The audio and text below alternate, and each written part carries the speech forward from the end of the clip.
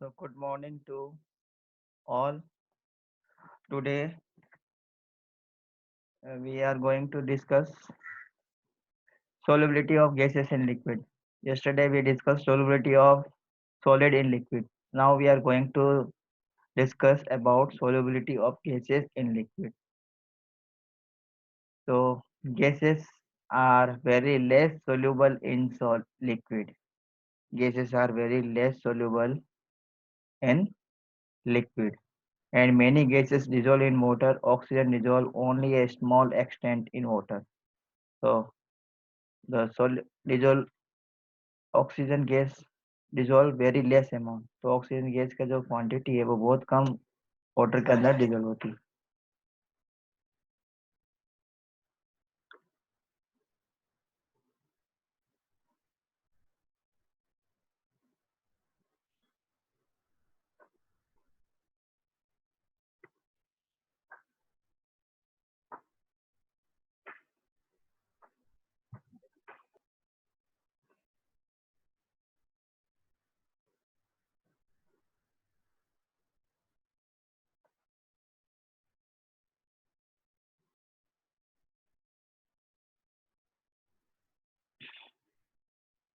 Yes, solubility of gases in liquid. The natural water content dissolve oxygen, which is vital in sustaining all aquatic life in lakes, rivers, and seas. So oxygen plays very important role in aquatic life. The different gases are soluble in water to different extent. So all gases are not soluble in equal amount in given volume of the water. The solubility of gases depend on the nature of their gases and the nature of the solvent. Some gases are more soluble in solvent like ethyl alcohol, ether, benzene, etc. The solubility of gases in a particular liquid may be expressed. So this is the definition of the solubility of gases in liquid. So the volume of the gas on STP, standard temperature and pressure. What is STP? Standard temperature and pressure that can dissolve in a fixed volume of the liquid to form the saturated solution at given temperature. So at fixed temperature when we not change the temperature of the liquid, then the maximum amount of the gas that can be dissolved in the definite volume of the liquid is called solubility of the gas. मतलब अगर हम temperature को change नहीं करते हैं तो given amount of given volume definite volume of solvent के definite volume में कितनी मैक्सिमम अमाउंट में गैस को हम डिजोल्व कर सकते हैं उसी को हम क्या बोलते हैं बच्चों? solubility of gas. And the solubility of gas uh, affect on the following factors. So first is nature of the gas and the solvent. What is the it depends on the nature of the gas and the solvent. What is the nature of the solvent and what is the nature of the gas? So it depends on nature of the gas and solvent, then temperature of the solution and pressure. इससे पहले हमने पढ़ा था factor affecting the solubility of solid in liquid. तो इसमें हमने पढ़ा था जब सॉलिड को हम लिक्विड के अंदर डिजोल्व करते हैं तो वो नेचर ऑफ द सॉलिड और सॉल्वेंट के ऊपर डिपेंड करता है, टेम्परेचर के ऊपर डिपेंड करता है, लेकिन वो प्रेशर के ऊपर डिपेंड नहीं करता है. लेकिन जो गैसेस है बच्चों वो प्रेशर के ऊपर भी डिपेंड करती है. तो इस बात का हमें ध्यान रखना है.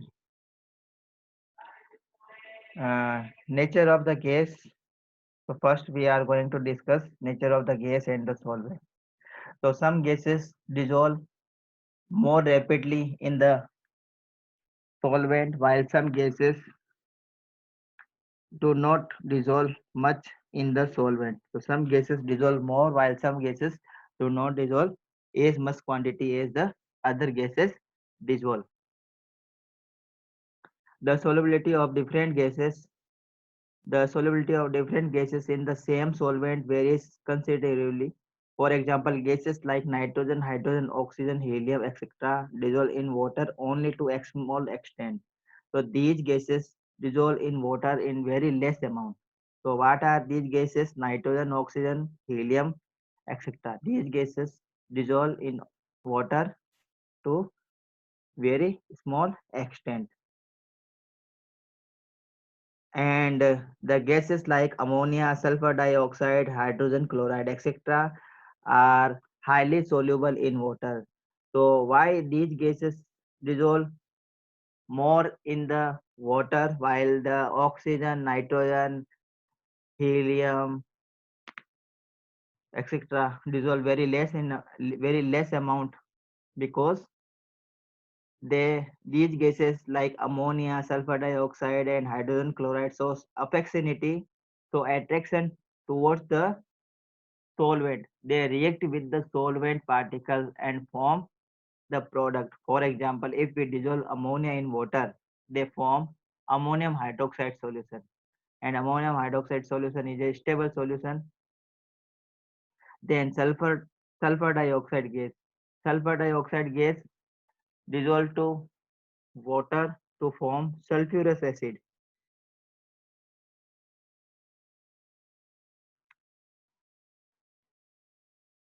And hydrogen chloride gas. So hydrogen chloride gas dissolve to water to form hydrochloric acid. तो यही हमने बताया बच्चों. Oxygen, nitrogen, and carbon dioxide gas are much more soluble in ethyl alcohol as compared to water. So these gases, oxygen, nitrogen, and carbon dioxide, are more soluble in ethyl alcohol as compared to water. And the gases like ammonia and hydrogen sulfide gas are very less soluble in ethyl alcohol as compared to water. Second point, important point, which we have to discuss here, effect of temperature. What will happen if we increase the temperature of the solution of gas and liquid? What will happen? तो जिस जैसे हम temperature बढ़ाएंगे बच्चों, solution के particles की kinetic energy बढ़ेगी. Solution के पार्टिकल की काइनेटिक एनर्जी बढ़ेगी तो सॉल्यूशन के अंदर जो गैसेस प्रेजेंट होगी, वो गैसेस क्या करेगी, उनकी काइनेटिक एनर्जी बढ़ेगी और काइनेटिक एनर्जी बढ़ने से वो लिक्विड के सॉल्यूशंस को एस्केप करके वो एयर के अंदर मिक्स होने लगेगी. इसका मतलब जैसे जैसे हम टेम्परेचर बढ़ाते हैं वैसे वैसे गैसेस की सोलिबिलिटी डिक्रीज होती है. ये लगभग सभी गैसों के ऊपर एप्लीकेबल होता है. Because the solubility of gases in liquid is exothermic reaction. They do not require heat. They release heat when they dissolve in the solvent. Listen, children, once again. Thus, solubility of gases in solvent is a exothermic reaction. So they release heat when they form their solution. So it is a exothermic reaction. So if we increase the temperature of the solution, then according to Le-Chatelier principle, the equilibrium will shift backward direction. So the amount of gases in the solution will decrease. तो जैसे जैसे हम temperature बढ़ाएंगे बच्चों वैसे वैसे gases की solubility solution के अंदर डिक्रीज होगी. ये सब कुछ लिखा है इसमें. लेकिन कुछ गैसेस होती है, some certain gases like hydrogen and inert gases. तो हाइड्रोजन और इनर्ट गैसेस ऐसी गैसेस है बच्चों जो क्या करती है, टेम्परेचर बढ़ाने पर, टेम्परेचर को इंक्रीज करने पर उनकी जो सोल्युबिलिटी है वो लिक्विड के अंदर बढ़ती है. These are the exceptional case. Next is very important point, effect of pressure. What happen if we increase the pressure over the solution of gases and liquid? क्या होगा अगर हम गैसेस और लिक्विड के सॉल्यूशन, जो सॉल्यूशन बना है उसके ऊपर हम क्या करें, प्रेशर को बढ़ाएं? तो जनरली क्या होगा बेटा, जैसे जैसे हम प्रेशर बढ़ाएंगे वैसे वैसे गैसेस की जो सोल्युबिलिटी है वो लिक्विड के अंदर बढ़ती जाएगी। इसको एक सिंपल एग्जांपल से हम समझ सकते हैं। See the figure number 3 it shows effect of pressure on the solubility of gas. See what we did in this experiment. We take a container and this is the solvent. This is the solvent, and above the solvent gaseous particle are present, and we apply a piston having mass W1. Mass W1. So here इस diagram के अंदर हम क्या देख सकते हैं बच्चों, जो लिक्विड है, सॉल्वेंट है और जो गैसेस है वो क्या है, इक्विलिब्रियम है, केमिकल इसमें एक इक्विलिब्रियम के अंदर है। इक्विलिब्रियम का मतलब है गैसेस जो है वो सॉल्वेंट के पार्टिकल के ऊपर है और कुछ गैसेस के पार्टिकल इस लिक्विड के अंदर एंटर कर रहे हैं, while some gaseous particle escaping from the liquid and form a dynamic equilibrium। इसमें एक डायनेमिक इक्विलिब्रियम एस्टेब्लिश हो गया है। तो इसमें क्या हो रहा है, गैसेस के जो पार्टिकल है वो सॉल्वेंट की सरफेस के ऊपर है, कुछ गैसेस के पार्टिकल के लिक्विड के अंदर एंटर कर रहे हैं, जबकि कुछ गैसेस जो इस सॉल्वेंट के अंदर डिजोल्व है वो इस सॉल्वेंट की सरफेस को अ, छोड़कर वो अपर स्पेस के अंदर एंटर कर रही है। So it is a dynamic equilibrium. So in figure number 2, figure number B, when we increase the when we increase the pressure from W1 to W2, W1 and W2, when we apply pressure on this piston, then what will happen? The volume occupied by these gases decrease। जो volume है बच्चों ये decrease होगा। तो volume decrease होगा तो क्या होगा, गैसेस के पार्टिकल पास पास में आएंगे, उसके बीच का जो स्पेस है वो कम हो जाएगा। गैसेस के पार्टिकल आपस में कोलाइड करेंगे। गैसेस के particle will collide to the surface of liquid also. So more and more gaseous particle will enter in the liquid। तो जैसे जैसे हम प्रेशर बढ़ाएंगे बच्चों, गैसेस के जो पार्टिकल है वो इस लिक्विड के अंदर एंटर करते जाएंगे। This means the solubility of gases will increase if we apply pressure. तो आप लोगों को समझ में आ गया होगा इन दो डायग्राम से, जैसे जैसे हम प्रेशर बढ़ाते हैं वैसे वैसे गैसेस की सोल्युबिलिटी लिक्विड के अंदर बढ़ती है। ये सब कुछ इसमें लिखा हुआ है। तो इसी एक्सपेरिमेंट को समझाने के लिए एक साइंटिस्ट थे, उनका नाम था हेनरी। तो उन्होंने सिस्टमेटिक स्टडी की और उन्होंने वो एक कंक्लूजन पर पहुंचे। तो उनका कंक्लूजन क्या था, William Henry made a systematic study of the solubility of a gas in liquid। So what Henry says, according to Henry law, Henry gives a law which is called as Henry law। उन्होंने क्या बताया बच्चों, उन्होंने बताया कि अगर हम pressure को बढ़ाते हैं तो गैसेस की जो अमाउंट है वो लिक्विड के अंदर जो डिजोल्व हो रहा है उसका अमाउंट भी बढ़ेगा। This means the mass of the gases that dissolve in the liquid is directly proportional to the pressure applied on the gas at constant temperature। This means if we do not increase or decrease the pressure, if we do not increase or decrease the temperature of the system, and if we constantly, continuously increase the pressure over the gases, then the more and more gases will dissolve in the given amount of solvent at the particular temperature। This means we should not increase or decrease the temperature। हमें in temperature को ना तो increase करना है ना decrease करना है। Temperature को क्या रखना है बच्चों, कांस्टेंट रखना है। अगर हम टेम्परेचर को कांस्टेंट रखते हैं तो जो सॉल्वेंट का जो फिक्स वॉल्यूम है उसके अंदर हम गैसेस को ज्यादा डिजोल्व कर सकते हैं। कैसे कर सकेंगे, बाय अप्लाइंग द प्रेशर। तो जितना ज्यादा प्रेशर लगाएंगे गैसेस की जो सोल्युबिलिटी है लिक्विड के अंदर बढ़ेगी। तो हेनरी ने यही लो दिया है। इसको इस टाइप से लिखकर, इस टाइप से हम रिप्रेजेंट कर सकते हैं, the mass of the gas dissolve per unit volume of the solvent at constant temperature is directly proportional to the pressure of the gas in equilibrium with the solution. This means mathematically we can write m is proportional to p. What is m? Mass of gas. Here m equal to mass of gas and p means pressure applied on the gas. So when we replace proportionality sign, we put a constant and here the constant is k. So m equal to k dot p, where k is the proportionality constant. The magnitude of k depend on the nature of the gas. तो ये जो k है बच्चों, proportionality constant, ये किसके ऊपर depend कर रहा है? Nature of the gas, nature of the solvent. What is the nature of solvent? Solvent की नेचर के ऊपर डिपेंड करेगा, गैस की नेचर के ऊपर डिपेंड करेगा एंड टेम्परेचर के ऊपर भी डिपेंड करेगा क्योंकि हमें टेम्परेचर को कांस्टेंट रखना है इसमें.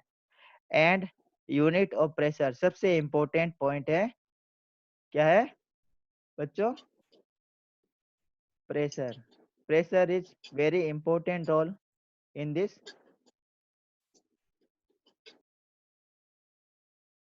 System.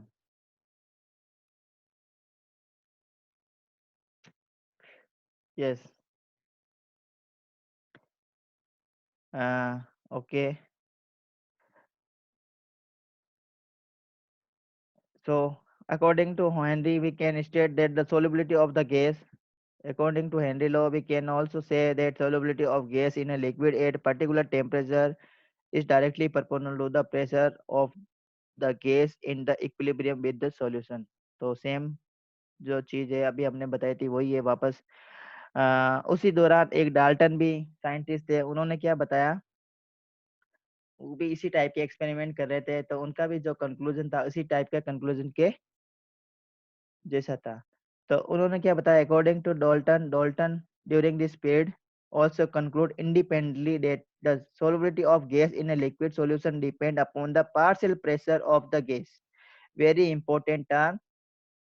According to Dalton, the solubility of gas in liquid depend upon the partial pressure of the gas.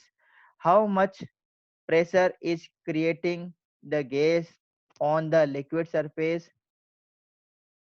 It depends the solubility of the gas in the liquid. So if we use mole fraction of the gas in the solution as a measure of the solubility, then the mole fraction of the gas in the solution is proportional to the partial pressure of the gas over the solution. तो आप बच्चों, आप लोगों को mole fraction के बारे में पता होगा. So what is the mole fraction? If in any solution two or more component are mixed, then how can we find the mole fraction of any component? We can find the mole fraction of any component by taking the mole fraction of that component on upper side divided by the mole fraction of solute and solvent taken together at the uh, below, and we have to divide that. तो mole fraction में हम क्या करेंगे, given mole of the component divided by total mole of the solution. तो इससे हम mole fraction find कर सकते हैं. तो अकॉर्डिंग टू डॉल्टन, तो डॉल्टन ने क्या बताया था बच्चों, इम्पोर्टेंट है ये अच्छे से देखना. The solubility of the gas is directly proportional to the mole fraction of the gas in the solution. तो मतलब किसी भी गैस की जो solubility है वो किसके ऊपर डिपेंड करेगी, उसके मोल फ्रैक्शन के ऊपर डिपेंड करेगी. तो इसी को हम क्या बोलते हैं, हेनरी लॉ. तो इसको हम इस टाइप से भी देख सकते हैं बच्चों. The partial pressure of the gas, the partial pressure of the gas in vapour phase is directly proportional to the mole fraction of the gas in the solution. इसका मतलब कोई भी गैस है वो क्या करेगी, पार्शियल वेपर प्रेशर क्रिएट करेगी. तो वेपर प्रेशर क्या होता है बच्चों, वेपर जो प्रेशर क्रिएट करती है उसको हम बोलते हैं वेपर प्रेशर। किसी भी वोलेटाइल सॉल्यूशन के अंदर वोलेटाइल सॉल्यूशन अगर वोलेटाइल नेचर का होगा तो उसमें क्या होगा, वेपर बनेगी, और वो वेपर क्या करेगी, उस कंटेनर की वॉल्स के ऊपर एक प्रेशर क्रिएट करेगी। उस प्रेशर को हम क्या बोलेंगे बच्चों, वेपर प्रेशर। जो वेपर प्रेशर है वो इस एक पर्टिकुलर गैस की वजह से है, ना कि टोटल सॉल्यूशन की वजह से, सॉल्यूशन के सारे कंपोनेंट की वजह से नहीं है। अगर किसी हम पर्टिकुलर गैस का हम स्टडी करते हैं तो उस पर्टिकुलर गैस की वजह से कितना प्रेशर क्रिएट हुआ तो उसको हम क्या बोलेंगे, पार्शियल प्रेशर। तो पार्शियल प्रेशर किसके ऊपर डिपेंड करेगा, उस पर्टिकुलर गैस का अमाउंट उस सॉल्यूशन के अंदर कितना है। अगर सपोज हम एक एग्जांपल लेते हैं, इसी को हम बता देते हैं। जैसे ये एक सॉल्यूशन है, इस सॉल्यूशन के अंदर गैस और सॉल्वेंट दोनों मिक्स है। अब ये गैस इस वॉल के ऊपर एक प्रेशर क्रिएट कर रही है, इस वॉल के ऊपर प्रेशर क्रिएट कर रही है। ये जो प्रेशर है ना, इस प्रेशर को हम क्या बोलेंगे बच्चों, पार्शियल प्रेशर। पार्शियल प्रेशर क्यों बोल रहे हैं, क्योंकि ये जो प्रेशर क्रिएट हो रहा है वो किसकी वजह से है, सिर्फ गैसेस पार्टिकल की वजह से है, ना कि सॉल्यूट के पार्टिकल की वजह से, ना कि सॉल्वेंट के पार्टिकल की वजह से। अगर हम सिर्फ गैसेस के प्रेशर का हम कंपैरिजन करें टोटल सॉल्यूशन के कंपैरिजन में, तो सिर्फ ये गैसेस की वजह से इस सॉल्यूशन के अंदर कितना प्रेशर क्रिएट हो रहा है उसको हम क्या बोलेंगे, पार्शियल प्रेशर। मतलब ये गैसेस कितना प्रेशर क्रिएट कर रही है उसको हम बोलेंगे पार्शियल प्रेशर। तो इस गैसेस का पार्शियल प्रेशर कितना ज्यादा होगा, उतना ज्यादा होगा जितना उसका मोल फ्रैक्शन उस सॉल्यूशन के अंदर होगा। मतलब अगर इस गैसेस का अमाउंट, जो गैसेस इस सॉल्यूशन के अंदर डिजोल्व है, इसका अमाउंट अगर ज्यादा होगा तो इस ये सेम गैस ज्यादा पार्शियल प्रेशर क्रिएट करेगी। समझ में आया बच्चों। अगर किसी भी गैस की क्वांटिटी सॉल्यूशन के अंदर ज्यादा होगी तो वो ज्यादा प्रेशर क्रिएट करेगी। सिंपल वर्ड में हम इस टाइप से समझ सकते हैं। अगर किसी कोई गैस ज्यादा क्वांटिटी में किसी पर्टिकुलर सॉल्यूशन के अंदर डिजोल्व है तो वो ज्यादा प्रेशर क्रिएट कर सकेगी। तो इसी को हम क्या बोलेंगे, डॉल्टन लॉ। तो डॉल्टन लॉ को हम मैथमेटिकल एक्सप्रेशन इस टाइप से देख सकते हैं, x is proportional to p। What is p?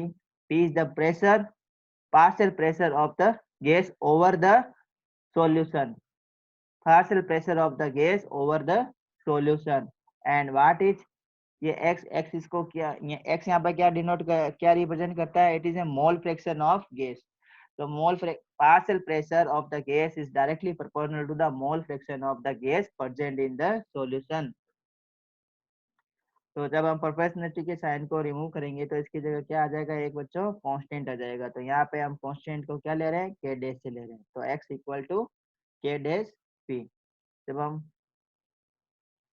यहाँ पे के डैश को अगर हम इसका 1/k डैश ले लेते हैं तो हम p को अगर हम left hand side, right hand side में अगर p है तो इसको हम लेफ्ट हैंड साइड के अंदर लेके आएंगे तो x राइट हैंड साइड में आएगा। तो p को हम किस प्रकार से लिख सकते हैं, p equal to 1/k dash x। तो p इक्वल टू के सर एक्स। के डैश क्या है?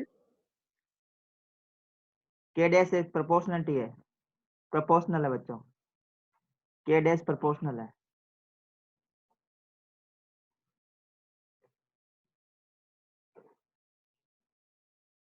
के डैश इज प्रोपोर्शनल। दोनों में अलग अलग आया बच्चों। देखो इधर यहाँ पे हमने लिया है के, यहाँ पे जो हमने के लिया है ना, ये हेनरी कांस्टेंट है। दिस के इज हेनरी कांस्टेंट। के प्रोपोर्शनलिटी कांस्टेंट इसको, या हम इसको हेनरी कांस्टेंट भी बोल सकते हैं। यहाँ पे हमने Dalton, according to Dalton law के अकॉर्डिंग हम पढ़ रहे हैं, तो हमने यहाँ पे एक्स की, हमने यहाँ पे एम की जगह पहले इस रूल के अकॉर्डिंग यहाँ पे हम m लेते हैं, m is proportional to p लेते हैं। तो उसी को m को हमने यहाँ पे अकॉर्डिंग टू डॉल्टन ने क्या बताया था, पार्शियल प्रेशर बताया था। तो पार्शियल प्रेशर इसके पार्शियल मोल फ्रैक्शन को बताया था। तो मोल फ्रैक्शन m की जगह हमने यहाँ पे क्या ले लिया, x ले लिया।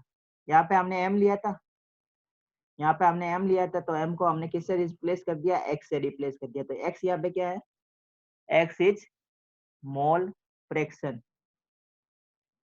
और ये p मतलब pressure of the gas, again partial pressure of the gas. तो यहाँ पे ये जो k डैश है ये क्या है, प्रोपोर्शनल कांस्टेंट है, ये k डैश क्या है, कांस्टेंट है यहाँ पे। तो इसको अगर हम यहाँ से रिमूव करेंगे तो एक कांस्टेंट आ जाएगा, इस कांस्टेंट को हम क्या बोलेंगे, Henry constant. It is A Henry constant,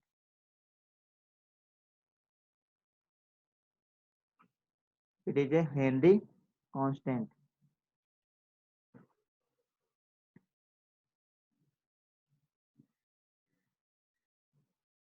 तो बच्चों इसमें हमें ये ध्यान रखना है कि जैसे जैसे के एच की वैल्यू बढ़ेगी, जैसे जैसे के एच की वैल्यू बढ़ेगी, गैसेस की लिक्विड के अंदर सोल्युबिलिटी कम होती जाएगी।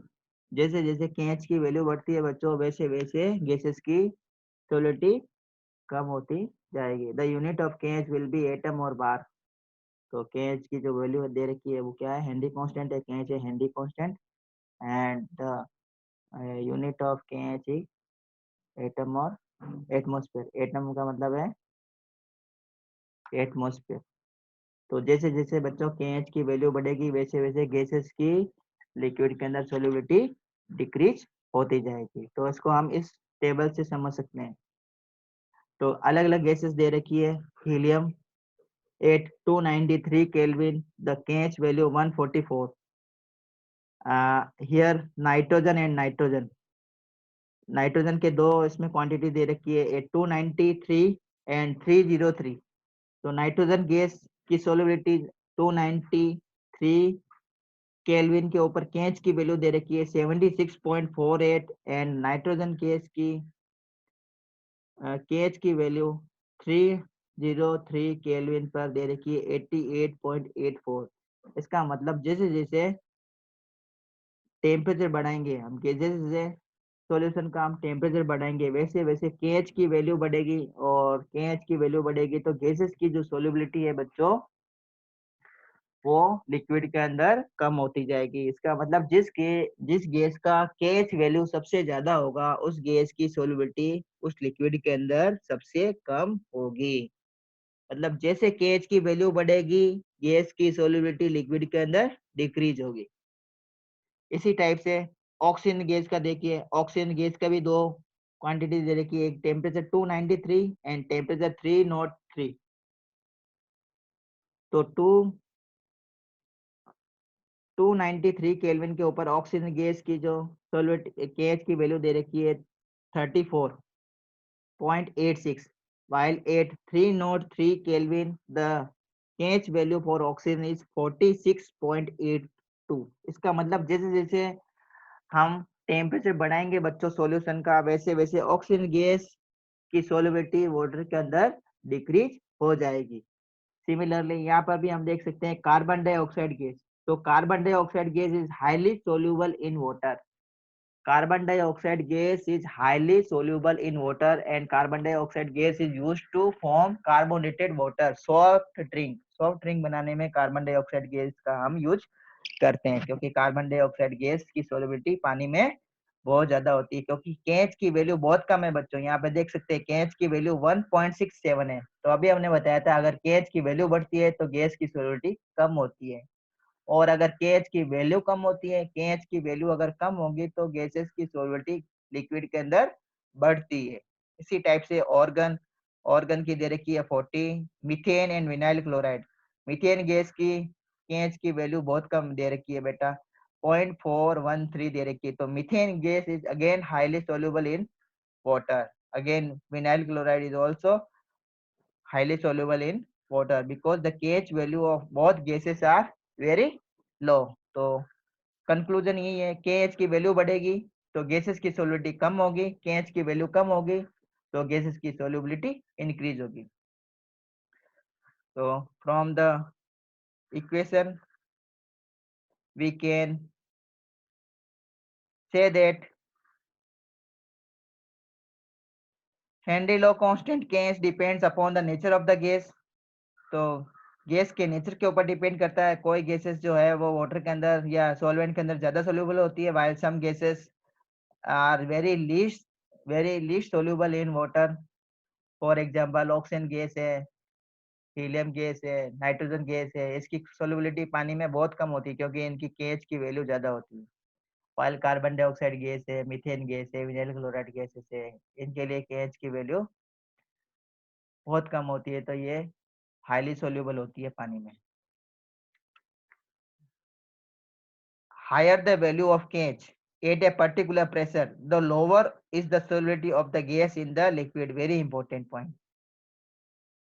Higher the value of KH at a particular pressure, किसी भी particular pressure पर pressure को constant रखेंगे बच्चों, और अगर हम KH की वैल्यू किसी गैस के लिए बढ़ेगा तो उस गैस की सोल्युबिलिटी उस पर्टिकुलर लिक्विड के अंदर कम हो जाएगी। तो सोल्युबिलिटी कम होती है, अगर KH की वैल्यू बढ़ती है तो सोल्युबिलिटी कम होती है, पहले भी हमने देखा था। तो ये कुछ अच्छे क्वेश्चंस दे रखे हैं। Aquatic species like fish feel more comfortable in lakes in winter than the summer. तो विंटर के अंदर जो एक्वाटिक एनिमल्स है वो ज्यादा कंफर्टेबली रह सकते हैं पानी के अंदर एज कम्पेयर टू समर। तो क्या रीजन है बच्चों? क्योंकि समर के अंदर टेम्परेचर बढ़ता है, तो टेम्परेचर बढ़ेगा तो पानी का टेम्परेचर भी बढ़ेगा, पानी का टेम्परेचर बढ़ेगा तो हमें पता है जैसे जैसे लिक्विड का टेम्परेचर बढ़ता है वैसे वैसे गैस की सोल्युबिलिटी लिक्विड के अंदर कम होती जाती है। तो जैसे जैसे पानी का टेम्परेचर बढ़ेगा वैसे वैसे ऑक्सीजन गैस जो होती है, डिजोल्व ऑक्सीजन गैस, उसकी क्वांटिटी पानी के अंदर कम हो जाएगी, और जब पानी के अंदर ऑक्सीजन गैस की क्वांटिटी कम हो जाएगी तो एक्वाटिक लाइफ जो है उनके लिए डिफिकल्टी हो जाएगी। और जब विंटर में, तो विंटर में क्या होता है बच्चों, टेम्परेचर कम होता है, और जब टेम्परेचर कम होता है तो पर्टिकुलर गैस को हम ज्यादा क्वांटिटी में हम डिजोल्व कर सकते हैं। So more oxygen gas can be dissolved in the winter. So the aquatic animal can easily survive in winter as compared to summer. So what are the limitation? तो limitation भी है दे रखे चार। अब pressure is low at high temperature, the law become less accurate and the proportionality constant so considerable deviation। अगर pressure कम है और high pressure है तो ये जो लो है ये बहुत, ये क्या करेगा, डिविएशन शो करेगा। The temperature is not too low, तो टेम्परेचर भी बहुत ज्यादा कम नहीं होना चाहिए, अगर टेम्परेचर बहुत ज्यादा कम होगा तो भी ये लो एप्लीकेबल नहीं है।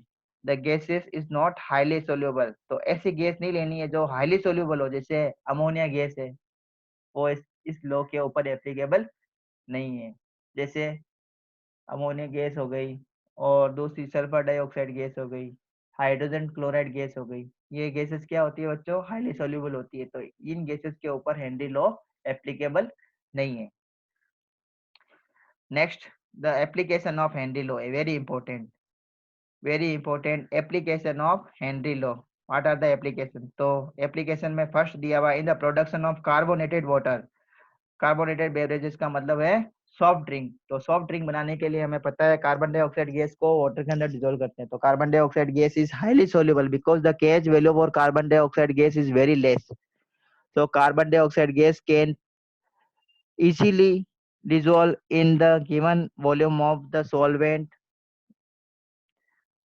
because the KH value for carbon dioxide gas is very less। तो क्या कंडीशन रखनी है बच्चों, high pressure and very low temperature. तो हाई प्रेशर पर वैसे ही कार्बन डाइऑक्साइड गैस बहुत ज्यादा सोल्यूबल होती है, और उसको अगर हम प्रेशर और बढ़ा देंगे तो कार्बन डाइऑक्साइड गैस की जो सोल्युबिलिटी है लिक्विड के अंदर वो और बढ़ जाती है।